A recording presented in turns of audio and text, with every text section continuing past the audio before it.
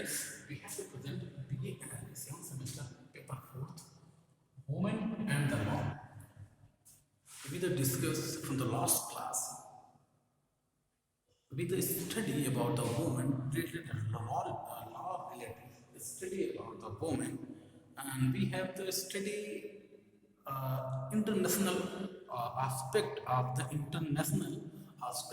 the this type women's related aspect of the international matters. We have to look at the international treaties and international conventions, and we have today talked about and United Nations will be organized from the first time 1945, and when the thinking about the status of the woman is the very poor, and when it can be think about the right, many states women have the no right to elect the participate the political governments. The women had been no rights to marriage to one state to another state, adaptation, so many aspects for the related of the women. यानी कि महिलाओं के संबंध में जब विकास हुआ United nation का, तो उसके संबंध में सबसे पहले 1946 में 1947 में, ठीक 1947 में हमने क्या देखा 1947 में, यानी कि 1947 में इंडिया इंडिपेंडेंट हुआ, ठीक इंडिपेंडेंट हुआ, और उसके पहले 1945 में यूनाइटेड नेशन स्थापना हो गई थी, यानी कि United nation formally organized in 1945. Then, which after 1 year, 1946, United Nations has the pass and organized, constitute the one commission. Which commission? Commission to for what? Commission on the woman status. 1946, United Nations has to constitute the commission on the woman status. यानी कि 1946 में महिलाओं की स्थिति के बारे में जानने के लिए एक आयोग की स्थापना की गई, किसके द्वारा? यूनाइटेड नेशन के द्वारा। यूनाइटेड नेशन 1946 में स्थापित कर दिया गया था। 1947 में एक आयोग की स्थापना की गई थी, जो आयोग क्या चेक करेगा? It can be inquired for the status of this type, domestic violence, education, health related problem from the woman, so and many aspects, many problems which related by the woman, it can be constitute and measure the point by point wise point. Okay, यानी कि महिलाओं के संबंध में जो कानून बने, ठीक, उसके बाद से ही एक ग्रांट कार्यक्रम रखा जाने लगा महिलाओं के संबंध में, ठीक है। 1946 में एक आयोग का गठन किया गया। फिर हम क्या देखते हैं, एक 7 जनरल असेंबली में यूनाइटेड नेशन की general assembly,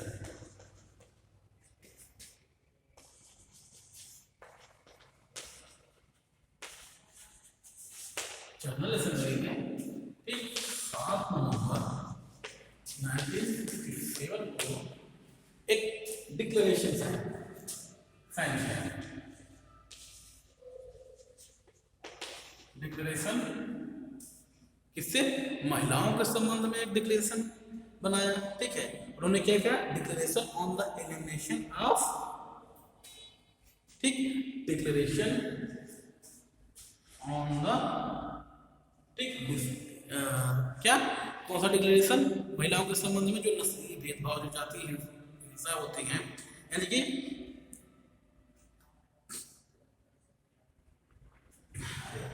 declaration on the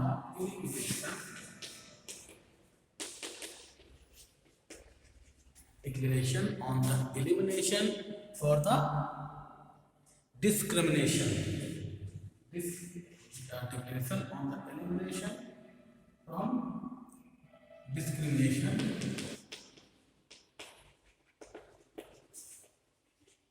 on the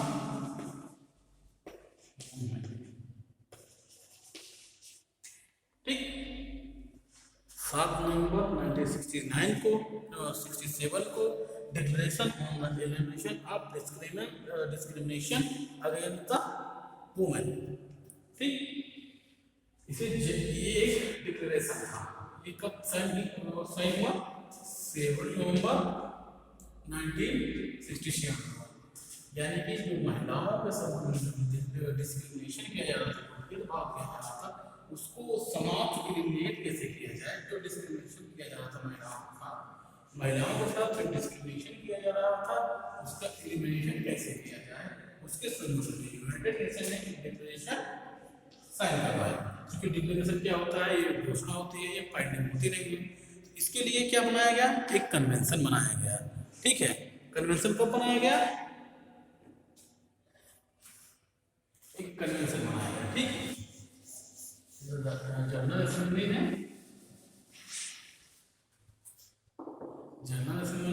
18 दिसंबर 1979 को एक कन्वेंशन साइन किया। कन्वेंशन ऑन द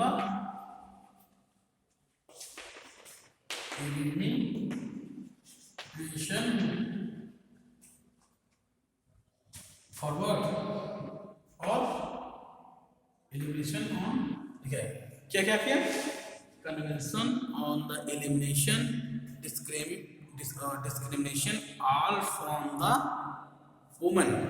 ठीक, क्या क्या? Discrimination against the women, elimination of the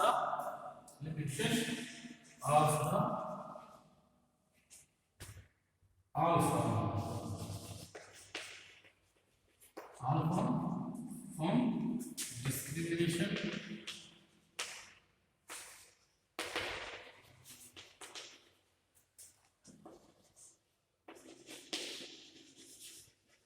ठीक, किस चीज की स्थापना की? Convention on the elimination of the, ठीक, convention on the elimination of all form of discrimination against the women. ठीक, 1979। और अभी तक इसके 183 देशों ने इसका रिकमेंडेशन इस कन्वेंशन पे साइन कर दिया है। ठीक है, तो इस कन्वेंशन को हम क्या समझेंगे? महिलाओं के सभी, ठीक, महिलाओं के सभी प्रकार के, ठीक, डिस्क्रिमिनेशन जो किए जाते हैं उसका एलिमिनेशन कैसे किया जाएगा, इस कन्वेंशन में जनरल असेंबली ने 18 दिसंबर 1979 को एक कन्वेंशन साइन किया। ठीक, जैसा कि जानते हैं कन्वेंशन, कोई भी treaty convention Indian constitution article 253 की तरह इंडिया में बाइंडिंग हो जाती है, इंडियन गवर्नमेंट उसका साइन कर देती है। ठीक है, स्टेट गवर्नमेंट उसे इजाजत लेने या परमिशन लेने की कोई आवश्यकता नहीं होती है। ठीक, तो इसमें हम देखते हैं convention on the elimination of the all form discrimination of women. ठीक, इसमें 183 स्टेट कंट्री कह सकते हैं, कंट्री इसको सिग्नेचर कर दिया है। अब हम इसके एलिमिनेशन, इसके अंदर की चीजों को पढ़ते हैं। ठीक है, इसलिए हम शॉर्ट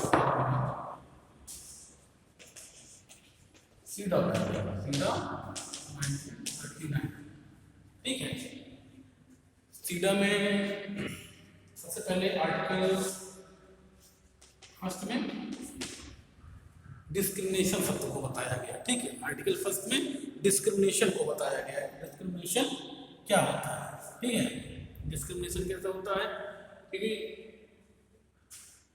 ऊपर वाले ने हर एक जीव जंतु को, यानी कि पुरुष और महिला में कोई प्रकार का भेदभाव नहीं किया है। जो अधिकार पुरुषों के होने चाहिए वही अधिकार महिलाओं के होने चाहिए। यानी कि किसी भी प्रकार का कोई भेदभाव नहीं होना चाहिए, चाहे वो राजनीतिक परिप्रेक्ष्य में है, चाहे वो आर्थिक परिप्रेक्ष्य में, चाहे वो सांस्कृतिक परिप्रेक्ष्य में हो, चाहे वो धार्मिक परिप्रेक्ष्य में हो, वो किसी भी प्रकार के कोई भी भेदभाव इसमें नहीं किया जाना चाहिए। ये आर्टिकल फर्स्ट सीधा बताया गया है, ठीक है। अब हम देखते हैं आर्टिकल 10। आर्टिकल 10 में देखते हैं सबसे पहले क्या होता है। आर्टिकल 10 में एजुकेशन को लेकर देखते हैं, ठीक है। एजुकेशन आर्टिकल 10 में क्या है,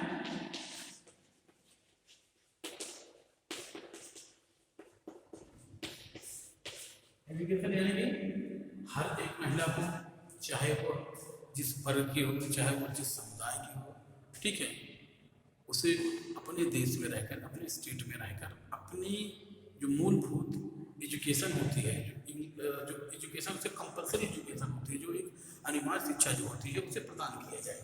इस सीडा के सबसे आर्टिकल में क्या बताया गया है, एजुकेशन कैसे कैसे दी जाएगी।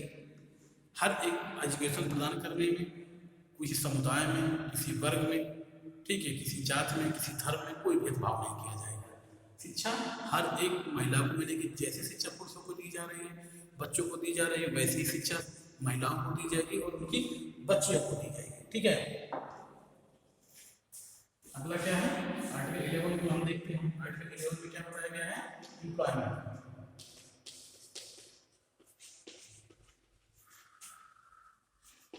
यानी कि नियोजन। नियोजन यानी कि जो अवसर, जो अपॉर्चुनिटी पुरुष की होती है, पुरुषों की होती है, मेल्स की होती है नौकरी पाने की, वैसे ही आवश्यकता, वैसी ही अपॉर्चुनिटी, बराबर की अपॉर्चुनिटी महिलाओं को भी होनी चाहिए। जिस जगह पर पुरुष कार्य करते हैं, उस जगह पर महिलाओं को भी कार्य करने का अधिकार दिया जाना चाहिए।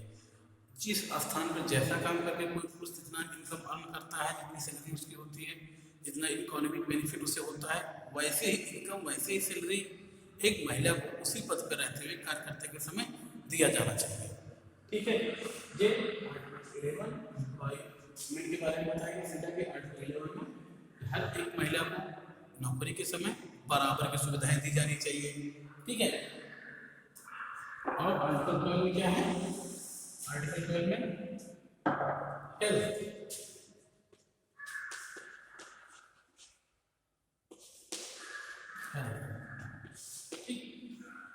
हर एक राज्य महिलाओं की जो स्वास्थ्य है, स्वास्थ्य की सुविधा है, स्वास्थ्य प्रदान करने की जो मूलभूत आवश्यकताएं होती हैं कि उनकी कौन कौन सी बीमारियां हैं, ठीक है। महिलाओं के संबंध में जो न्यूट्रिशन होते हैं वो होना चाहिए, उनके लिए अस्पताल होने चाहिए। इन्हीं सब को सीडा के कन्वेंशन आर्टिकल 12 देख के अभी आपने देखा होगा स्टेट्स में बहुत सारे मैटरनिटी हॉस्पिटल बनाए गए हैं, यानी कि सुविधाएं उनको एक बेहतर सुविधा प्रदान की चाहिए। अस्पताल के संबंध में, अस्पताल में अलग से डॉक्टर होना चाहिए। ये सब प्रकार की जो सुविधाएं हैं, ठीक है, उनकी जो बीमारियां होती हैं, उनके जितने भी, जैसे कि पुरुषों की जो जहाँ जाकर अपना इलाज करवा सकते हैं, इसी जगह पर जाकर महिलाएं भी इलाज कराएंगी, कोई भेदभाव नहीं किया जाएगा उसके स्वास्थ्य के संबंध में लेकर, ठीक है। 13 क्या हो जाएगा, 13 हो जाएगा, 13 हो जाएगा, 13 आर्टिकल 13 में क्या हो जाएगा, economy and social life, economic and social life, यानी कि जो स्थान समाज में, जो स्थान समाज में पुरुषों का है आर्थिक स्वतंत्रता को लेकर, ठीक है, आर्थिक स्वतंत्रता को लेकर, सामाजिक स्वतंत्रता को लेकर, अपने विचार आर्थिक परिक्षेत्र में कैसे रह सकते हैं, सामाजिक परिक्षेत्र में कैसे रह सकते हैं, इसकी जो स्वतंत्रता है, इसकी जो फ्रीडम है, इसकी जो फ्रीडम है वो मेल और फीमेल को बराबर है, ठीक है। मेल और फीमेल को पूरी तरह से बराबर होनी चाहिए, ठीक। और वो आर्टिकल 14 में क्या गया है, रूरल क्षेत्र में जो होंगी महिलाएं, यानी कि ग्रामीण क्षेत्र में जो महिलाएं होंगी, उनकी जो सुविधाएं होंगी उनको अलग से देख रखनी चाहिए।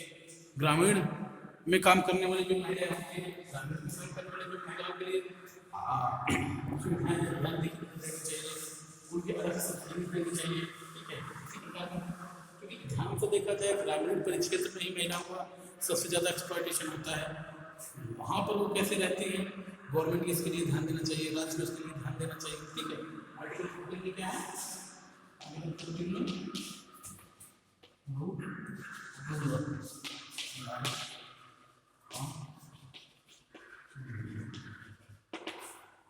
ठीक, सीधा जो आर्टिकल 15 में रूरल लाइफ ऑफ वुमेन को बेहतर बनाने का प्रयास किया जाना चाहिए।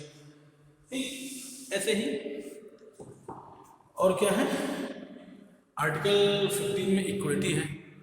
आर्टिकल 15 में सीधा क्या आर्टिकल 15 क्या है, इक्वलिटी ऑफ द लॉ, कानून के समक्ष प्रत्येक महिला और पुरुष को बराबर का दर्जा देना चाहिए, यानी कि सुनवाई का अधिकार सबको होना चाहिए। जो भी कानून जो बनाया जाएगा उसमें वही नया, वही भी सुनवाई का अधिकार, वही भी स्वास्थ्य, वही भी सुविधाएं, वही भी चीज़ें जो होंगी जो महिलाओं को दी जाएंगी वही पुरुषों को दी जाएंगी, जो पुरुषों को दी जाएंगी वही महिलाओं को दी जाएंगी। कानून के बनाने के समय, कानून के समझ कोई बात जाता है या केस जाता है, उसमें किसी प्रकार का कोई डिस्क्रिमिनेशन नहीं किया जाएगा।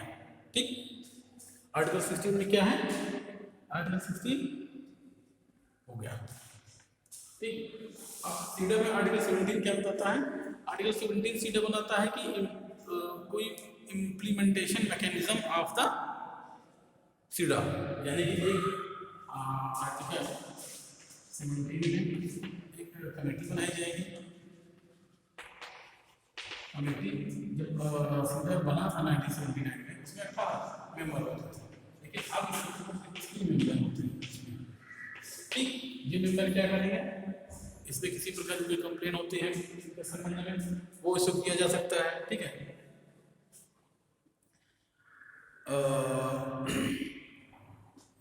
ठीक, ये मेंबर होते हैं, कमेटी के जो मेंबर होंगे उनके साथ कंप्लेन कर सकते हैं।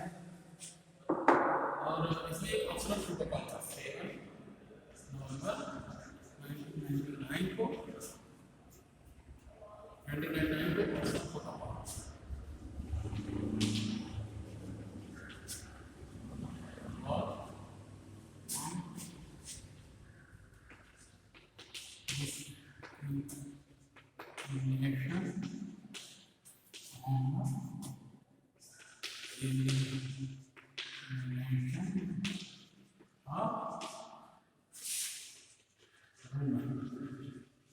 एक ऑप्शनल प्रोटोकॉल दिया गया, सीधा को लेकर एक ऑप्शनल प्रोटोकॉल बनाया गया। ठीक, इसके जो इम्प्लीमेंटेशन था उसे और मजबूत बनाने के लिए 7 अक्टूबर 1999 को ऑप्शनल प्रोटोकॉल बनाया गया। ठीक है, यानी कि optional protocol discrimination on the elimination of the women, यही चीज का उदाहरण जो है उसे और मजबूती से रखने का प्रयास किया गया। ठीक, अब हम देखते हैं 1975 में सबसे पहले कॉन्फ्रेंस होता है। ठीक से, conference on the women, conference on the women, हमने सीधा को देखा, सीधा को समझा, तो हम कॉन्फ्रेंस देखते हैं, कॉन्फ्रेंस कौन से है।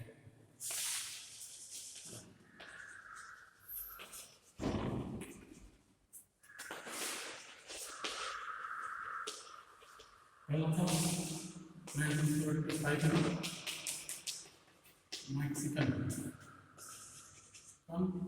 कॉन्फ्रेंस,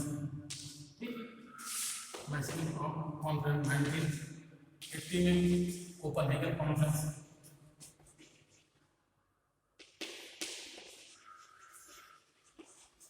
1985 में, नैरोबी